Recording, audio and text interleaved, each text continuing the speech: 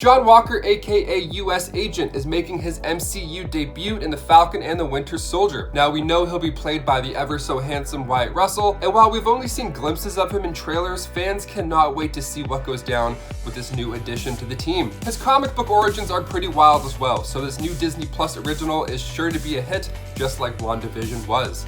Now that that's ending, we can look on to the next best thing, which is Falcon and the Winter Soldier. I'm Taylor McWatters, and here are the top 10 facts you need to know about US Agent. Let's do it. Number 10, his backstory. John Walker looked up to his older brother Michael, especially after he sacrificed his life serving in the Vietnam War. Now, John decided to follow in his brother's footsteps and he went into military service. Only thing was, he didn't feel like the hero that his brother Michael was. So he got the power broker treatment, which enhanced his strength in a great amount, so much so that he was able to now compete in the Universal Class Wrestling Federation. It's like the wrestlers, but like they're all super wrestlers. They're really strong. But his agent was like, hey, instead of that, why don't you maybe, I don't know, become a superhero instead? Because, you know, those things are pretty cool right now. And that's exactly what he did. Number 9, Super Patriot. So yeah, he did just that. He carried the inspiration from his brother and donned the suit of Super Patriot. Making a spectacular first appearance in Captain America 323, John Walker was standing up for America and its true ideals, and he chose July 4th to make his debut. What a patriot. Of course, of course. So Cap walks by as this is happening, and he sees this big poster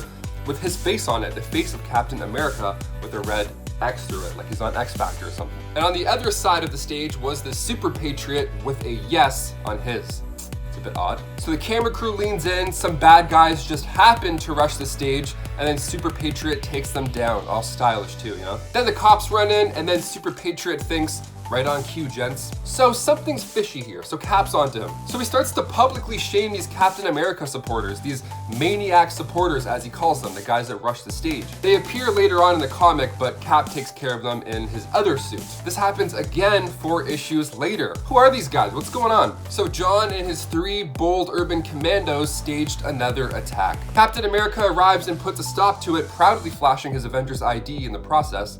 Because if you got it, flaunt it. And then we have a star-spangled battle, which brings me to my next point. Number 8. He puts up a good fight. So this guy's a little stronger now, sure. He wears a similar suit, he gets a few guys to stage a beatdown, but when push comes to shove, can this guy go toe-to-toe with Captain America? Yes, the answer is yes, he most certainly can. So they battle it out for 27 minutes straight.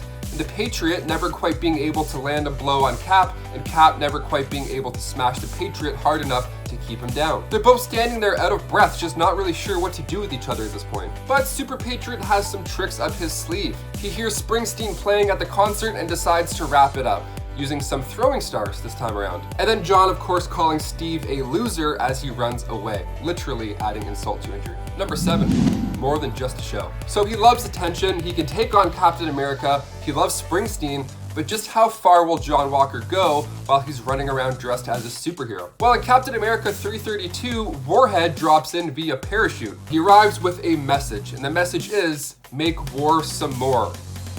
Warhead.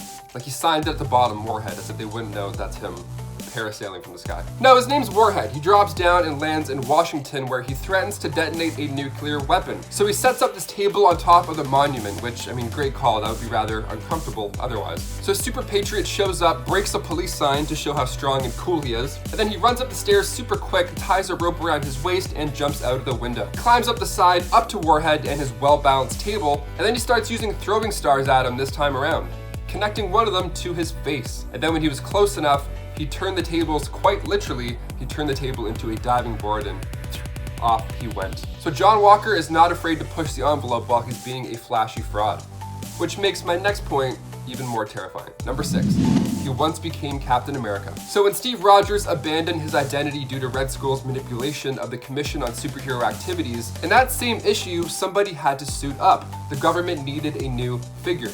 Similar to the Falcon and the Winter Soldier, now we need a new Cap, because the other one's old. Chris Evans is now old. So the next issue in the series was titled The Replacement. It's like they're casting a movie. There's headshots that are laid out. The government is now weighing their options. Okay, maybe we'll ask Jack Monroe, aka the Nomad. After all, he has advanced abilities. He could physically do the job. But nope, he's a friend of Steve Rogers. Falcon? No chance. They even debated asking Nick Fury to take the mantle of Captain America, but they figure he's too old. So they look at the guy who just launched a criminal off of a building, the Star-Spangled Patriot gets a promotion. Meet your new Captain America. Number 5, he has a posse. Steve has Sam, Simon has Garfunkel, but who's the trusty sidekick for this new Captain America? Who backs up John Walker? Well, that would be the Bold Urban Commandos. I mentioned them a little bit earlier. They're also referred to as the Bucks. So instead of one sidekick, John Walker has 3.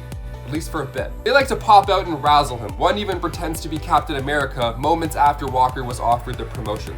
He comes out, he's like, what are you doing? I'm just kidding, it's me. What's up? So the Buckies wore Captain America masks, they wore Captain America pants, boots, but they were topless.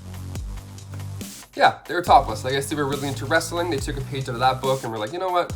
No tops for us. We're just gonna be ripped and wear boots. John's right-hand man, Lamar Hoskins, had been by John's side since the military.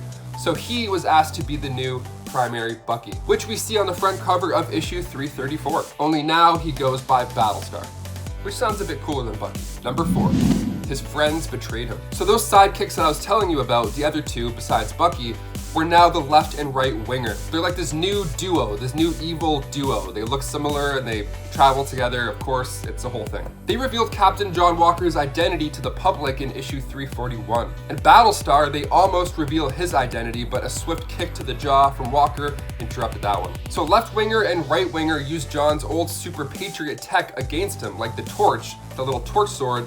They used that against him. His old friends, his old weapons, now coming back to haunt him. How lovely. They were eventually beat down and arrested, but not only was John Walker's name now out there, so was his address.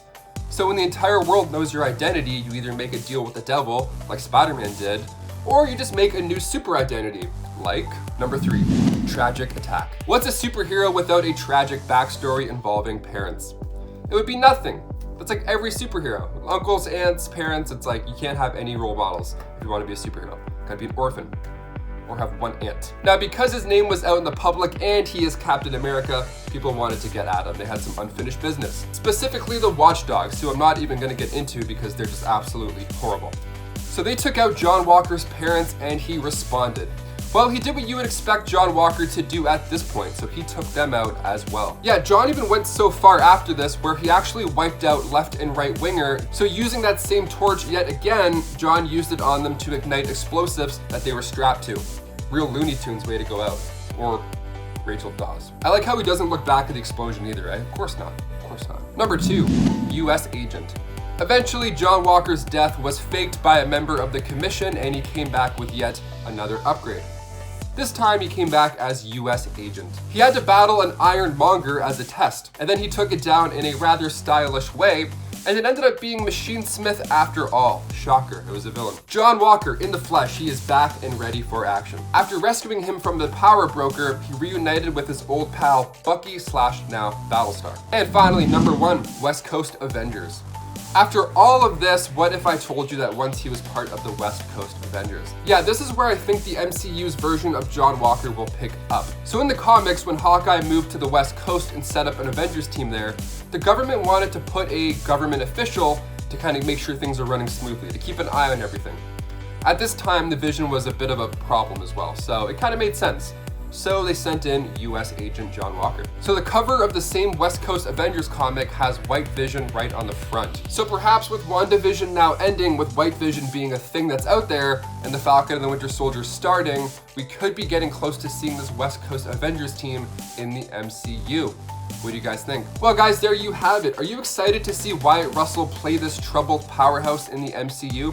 Leave a comment down below, and as always, thank you so much for watching. I'm Taylor McWatters, this is Top 10 Nerd, and we'll catch you next time.